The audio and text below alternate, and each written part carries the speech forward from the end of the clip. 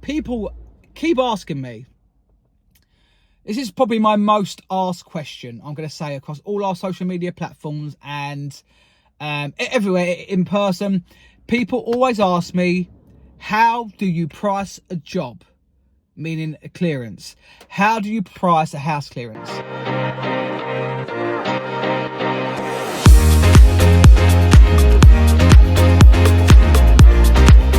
So I'm in my car, and I know it's probably not the best location to do this video, but people keep asking me. This is probably my most asked question, I'm going to say, across all our social media platforms and everywhere in person. People always ask me, how do you price a job? Meaning a clearance. How do you price a house clearance? The reason it's taken me so long to put this video together is because there is no one word or one paragraph answer. There is so many factors. Now, I can only speak for the way that I operate and what I've learned on how I price a job, because I know that we are slightly different to a lot of clearance companies in the fact that we give reductions on items that we can sell on in the shop. I know that not every clearance company has an antique shop.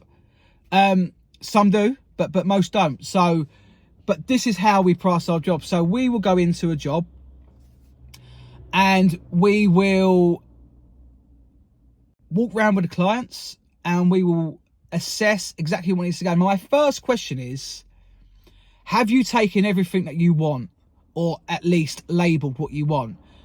The reason for that is I've done so many jobs before where I will give a reduction on a certain amount of items, go back to clear it, and they've taken them all because they decided they wanted them.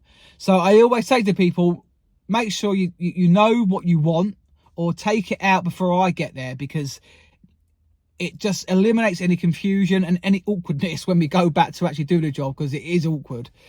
And then we make it very, very clear what we're giving reductions for, verbally and in writing. So we go in there, we assess, we ask that question, and we assess the whole property. We tick off everything. All the rooms need clearing. Is there a loft to clear? Is there a garage to clear? Is there a shed? Is there a garden? All those questions, you need to answer those questions, because some people think, oh yeah, I forgot about the loft, I forgot about the garage. The other thing you need to be assessing is access. Obviously, we work in big vans. We're clearing an entire house. We want to get as close to the door as we possibly can. There is no good us parking down the street. We need to be closer. There are times where we might be working in Streatham and there's no parking. So then we have to literally clear what we can, get it onto the pavement and the front garden of what there is, and double park. Doesn't happen often, but it does happen. You need to take that into account, because that is going to make your job longer, and it's going to make your job a lot harder as well by doing that. And you're going to get people tooting you and moaning at you, which you don't want when you're clearing a whole house. So we assess everything. We work out, look in the kitchen cupboards, look in the wardrobes, confirm to them, does all this need clearing? You need to be crystal clear on what needs to go, because sometimes people don't always fully commit, and or they might not tell you about something, and then you think, oh, there's a whole cupboard that you didn't show me when I quoted. So make sure you look at everything, clarify everything, talk as much as you need to the clients, because the more information you can gain from the quotation period, the better it is for you, because it makes it clearer and it eliminates any confusion further down the line. Make notes. Make notes of what needs to be cleared. Make notes of what you want to give reductions on, if you want to give a reduction on anything. Bear in mind, mattresses are additional charges. So are fridge freezers. Also things like gas bottles. But mainly the main extra charges are going to be mattresses, fridge freezers, and more recently, upholstered items such as sofas and armchairs.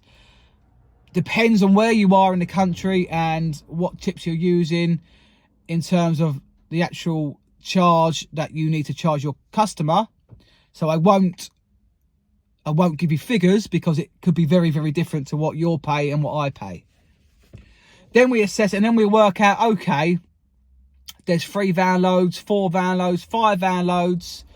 Again, we have stages. We will charge a quarter van load, half a van load, 3/4 van load, and a full van load, just to give us a price guide. We will then work that out. So if it's 3 van loads, 3 mattresses, and a fridge freezer, we need to take all that into account, work out a price based on that, and then we need to deduct away any reductions on the items that we can sell in our shop. It might be a G-plan sideboard, it might be a cabinet with some silver in. You just don't know. It might be some vintage clothing. And also, there are jobs that we price that there's so much there. I mean, if you watch some of our videos on here or Instagram, some of them are so full up. It's like, one, it's impossible to give an accurate quotation, and 2, it's impossible to give an accurate reduction, because you just can't see everything. If that is the case and you don't know exactly what it's going to cost, maybe give them a bit of a range. Give them, it's either 4 or 5 van loads, whatever it may be. Give them a rough idea, but make that clear verbally and after in writing as well. Because you don't want to cause confusion and say, oh, you said it's going to be this much, when actually, no, that was just a rough. So make it clear. Make it clear. Some jobs you can price bang on, some jobs you can't. So I've got change of scenery now. Just had to pop back into my house quickly. But that sort of gives you a very rough, not a very rough one, a very good guide on how to price a job. I'd say bear in mind a few factors. That first, you're not going to be the only one pricing that job, more than likely. And the price it's not always just about the prices why you get the job. It's everything. It's your appearance, it's recommendations, it's the way you carry yourself, how you explain to your customers how you're going to do the job. There's so many factors in it that, as I say, it's not just one word or one paragraph. It's so much more than that. So you need to take lots of things into account. But I'd say always do your research. Look at other businesses around you. Go onto their website, see what they're charging. I'm not saying you undercut people, because that's stupid, because you undercut someone, but then you're not going to make any money. So it's not about undercutting. It's just about providing a good service at the right price. The price that you can make a living from. There's no good undercutting people if you're not going to make a living from it. That's just ridiculous. And also, you can't always go by other people's prices on their website, because like us, yes, you can look at our prices on our website, but we give a reduction on items. So it might be £1,000 for the clearance, but I've just given them £300 reduction, bring it down to £700. So that's meaningless. It's up to you to gain the knowledge of what you're clearing to get the right price. That is the best way I can put it. Your knowledge is everything. The more knowledge you have, the more chance you will have at getting the job and making money from that job. Knowledge is going to take forever. It takes you can't. I'm over 5 years into my clearance business, and every day I'm learning new stuff. I'm finding out what is worth what, and where we can take stuff to throw it for cheaper, throw it for less. I'm now taking more to the car boots. So instead of now paying to throw it, I'm taking it to the car boots house. Even if I'm giving it away at the end, it doesn't matter. I'm saving money by not throwing it. And then, of course, you've got scrap metal. If you're going to a garage and you think, all right, there's a lot here, there's probably a van load here, but actually, half a van load is metal. You might go and get £200 back in that metal. So there's a lot to take into account. Some jobs are worth the risk of pricing for less if you can see there's some value around the property. That's the beauty of what we do, that we don't just get paid for the job, we can then make money back on the stuff that we're clearing. It just depends on where you're selling that stuff is where you're going to make your money. So there's so much more involved than I think many think in the industry. I've always gone for house clearance work. That's all I've ever done really, is house clearances, as opposed to rubbish clearance or waste clearance, because there's not much money left in it at the end of the day. After you've gone onto someone's driveway and they've thrown their mattress out there and some old bits and bobs, all got ruined by the rain, you're not going to get much money back from that. But when you do a full house clearance, if you're doing it right and you have the knowledge then you can make a lot more money from that.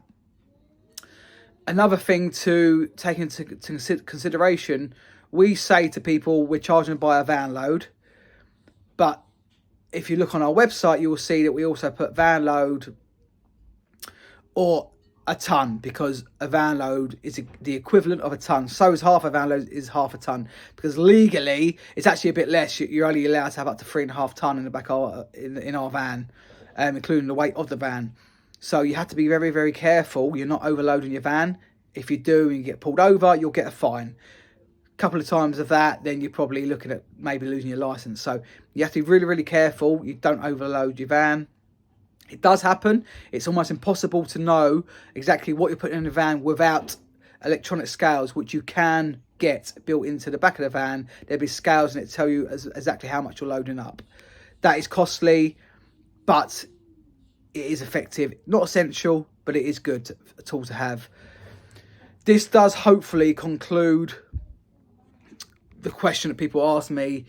It's quite long and drawn out, but that's the best way for me to put how do we price a job, because there's no one word answer. And let's just summarize what we've gone through. So we've gone through, always check the location. Is there a driveway? Is there not? Always triple check exactly what needs to be cleared from what areas. Our general rule is, if it's screwed down, it stays. So carpets stay, lights stay, and any cabinets or wardrobes that are fitted stay. If it's movable, it goes. Always check with the clients. Make sure they know what they want. Try to suss it out before you even go there with the phone call, because sometimes I've taken a phone call, I haven't asked a question, I've gone there, oh no, we haven't gone for anything yet, we don't know what we want. Well, why am I here? Because it's impossible for me to price a job if you don't know what you're having. You might take half of it. So initial conversation on the phone is great. And then it's just a case of going in and having a further conversation. And at the end, when you've done the quote, I generally will work out a price there and then. Can't always do it. Sometimes I need to go away, have a bit of a think, maybe take some photos of the areas. But 9 times out of 10, I can give them a price there and then with a reduction. So I'll stand there, give it to them. And that's a good way, because then sometimes I might be keen and want to get this going. So you give them a price, then you can have a conversation about getting it booked in. So it seals the deal there and then. Either way, then when you get back to your office, your house, put it in writing. Put the exact quote, your breakdown, 3 van loads, 2 mattresses and 1 fridge freezer, plus £100 reduction. Get it in writing with all your figures, send it to them so there's no confusion later on. A month down the line, 2 months down the line, 6 months down the line, whatever it may be, always put it in writing. And then it just keeps both parties safe. Hope that covers everything, if not most of it. Any questions, please feel free to ping them in the comments. I will answer them all the best I can. Other than that, thank you for watching. Please like, share and subscribe to our channel for more content. But if you have any other questions besides this, feel free to pop them in the comments below. Thank you for watching.